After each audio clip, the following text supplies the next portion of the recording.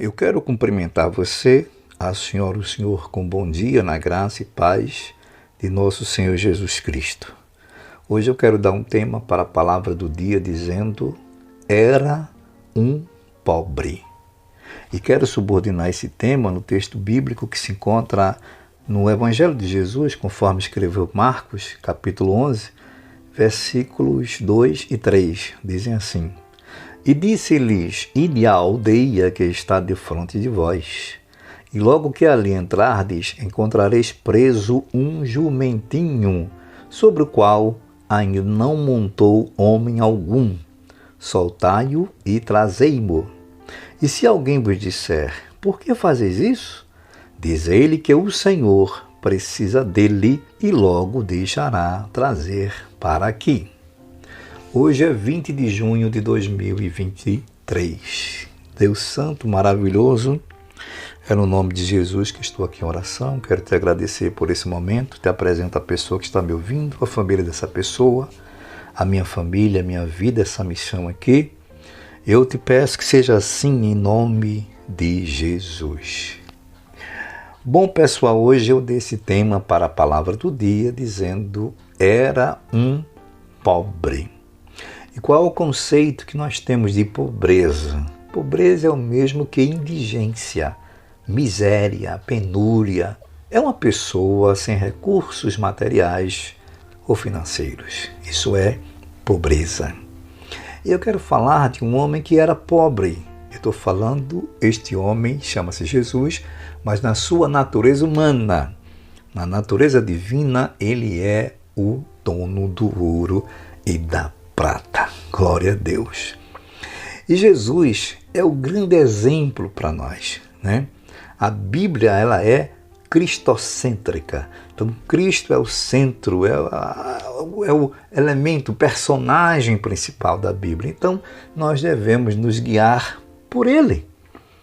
Então, Jesus se apresenta como aquele, pelo menos nessa leitura base que eu li, ele precisava de um meio de transporte para entrar na cidade de Jerusalém.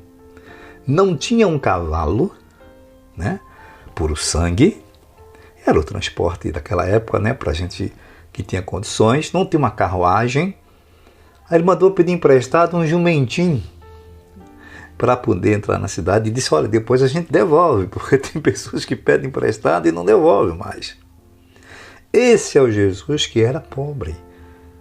A gente, às vezes, tem pessoas que fica até... Quem é que não gostaria? É até uma coisa quase que natural, né? Alguém ter desejo de ter nascido numa família mais abastada, uma família rica, uma família que pudesse dar, né, àquela pessoa tudo que aquela pessoa quisesse ter.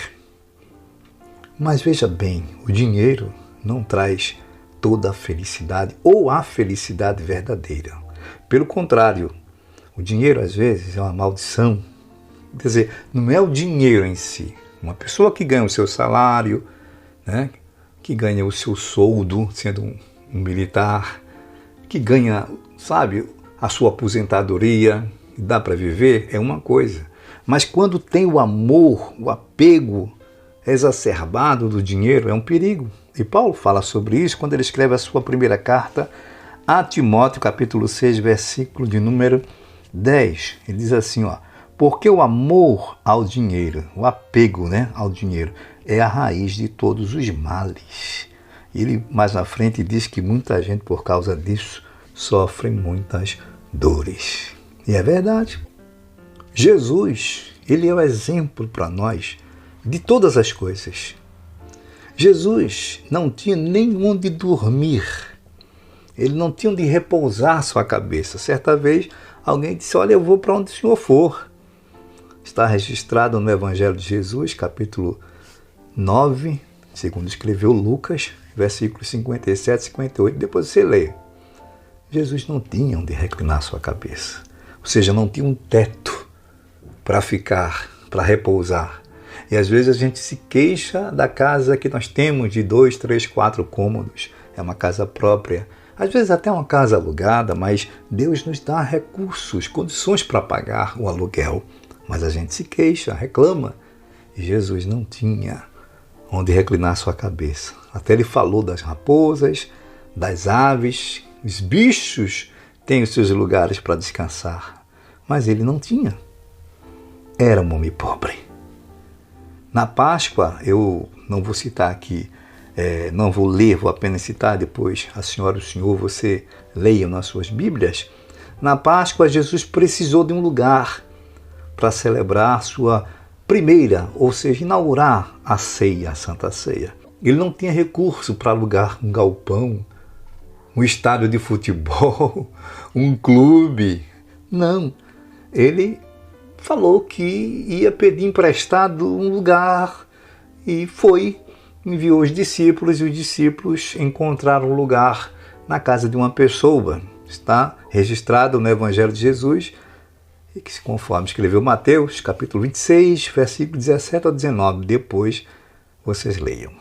Eu quero concluir dizendo que a nossa maior riqueza não é o real, não é o dólar, não é o euro, não é qualquer outra moeda estrangeira, estou falando aqui a nível do Brasil, ou qualquer outro tipo de, joia, né? Metal como ouro, prata, nada disso. Veja o que Pedro diz. O nosso maior tesouro, Pedro descreve muito bem. Primeira carta de Pedro, capítulo 1, versículo 18 e 19. Vou terminar agora. Diz assim: sabendo que não foi com coisas corruptíveis, como prata ou ouro, ou seja, como real, dólar, euro, que fostes resgatados da vossa vã maneira de viver, que por tradição recebeste dos vossos pais, mas com o precioso sangue de Cristo. Olha aí, tem preço para isso? O homem mais rico do mundo não pode pagar esse preço. O sangue de Cristo, segue o texto, como de um cordeiro imaculado e incontaminado. Então dê glória a Deus, graças a Deus, se você é uma pessoa pobre. Falo de pobreza mesmo no sentido material, financeiro. Lembre-se, se aqui você é pobre, você já é rico espiritualmente. A sua vida eterna será de uma riqueza que não terá fim. Ótimo dia a todos, servo de Deus, Jessé.